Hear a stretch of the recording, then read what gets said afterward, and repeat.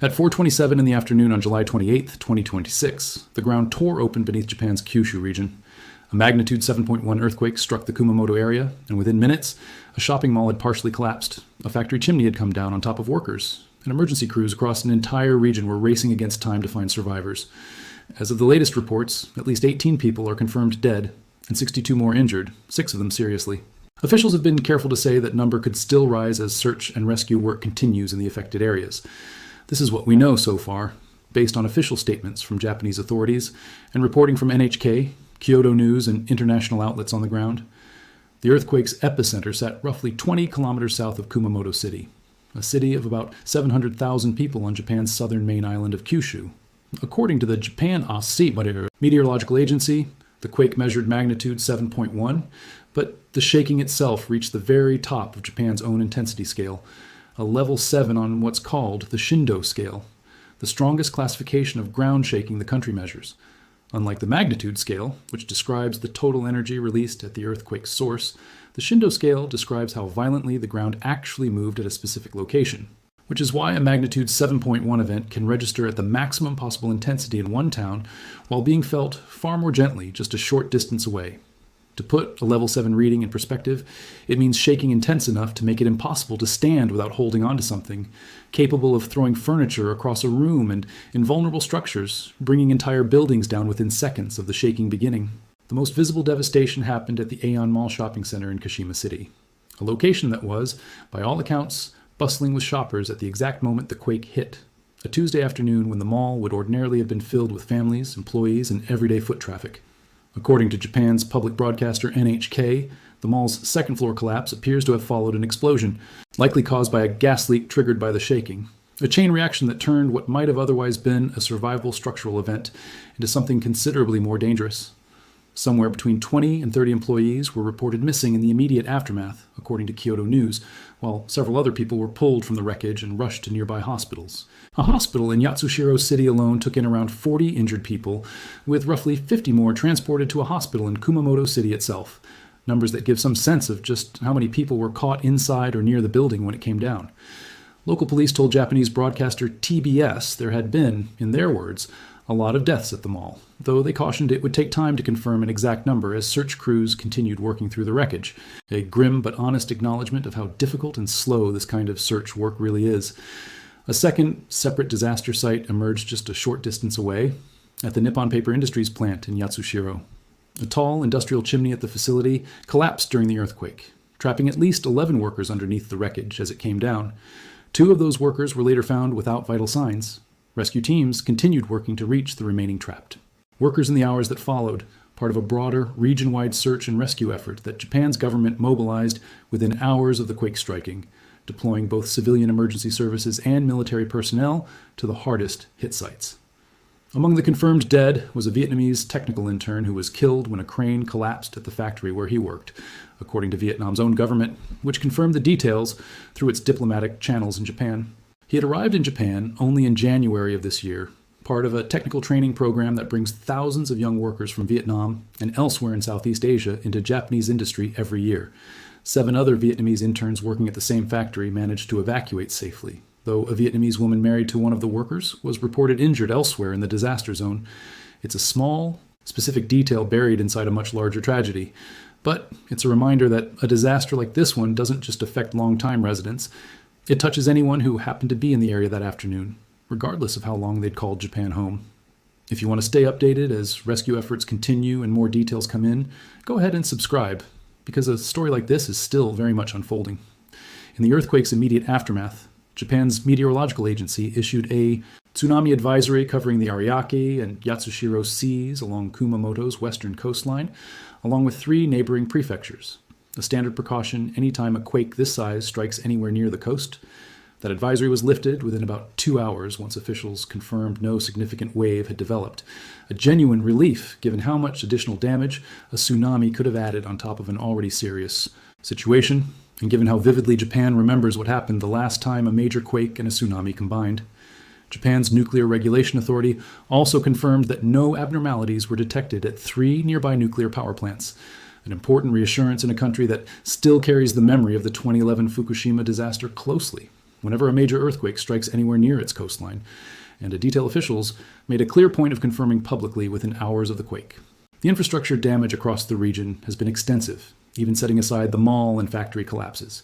Bullet train service throughout Kyushu was suspended for safety inspections, a standard precaution that halts Japan's famously fast rail network until every section of track and every bridge along the line can be visually checked for hidden structural damage. The runway at Aso Kumamoto Airport was closed entirely, with officials saying at the time there was, in their words, no prospect of resuming operations in the immediate term. Roads across the region cracked badly enough to snarl traffic well into the evening, with some highways showing visible splits large enough to be genuinely dangerous to drive across, forcing detours and slowing the movement of both emergency vehicles and evacuating residents alike. According to Japan's chief government spokesperson, roughly 36,900 homes were left without electricity, and about 9,500 homes lost gas service, while communication networks went down entirely in some of the hardest hit areas, complicating rescue coordination in the disaster's earliest, most critical hours, when knowing exactly where help was needed mattered most. Prime Minister Sanae Takaichi addressed the country directly as search and rescue operations continued, saying there are people who are still waiting to be rescued, and that it's a race against time. Her government has committed to going all out to find and rescue as many people as possible, language that reflects both the urgency of the moment and the reality that, in disasters like this one, the window for finding survivors trapped in collapsed structures narrows with every passing hour. Authorities have also warned residents in the hardest hit areas to stay alert for strong aftershocks over the coming week, along with an elevated risk of landslides in the region's hillier terrain that can become dangerously unstable after this kind of intense shaking loosens soil and rock that might otherwise have stayed put for years, sometimes for weeks or months after the initial quake has already passed.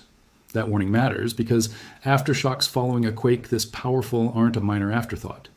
They can be strong enough on their own to bring down structures already weakened by the initial shaking, which is exactly why emergency crews are working as quickly as they safely can while conditions remain stable enough to search.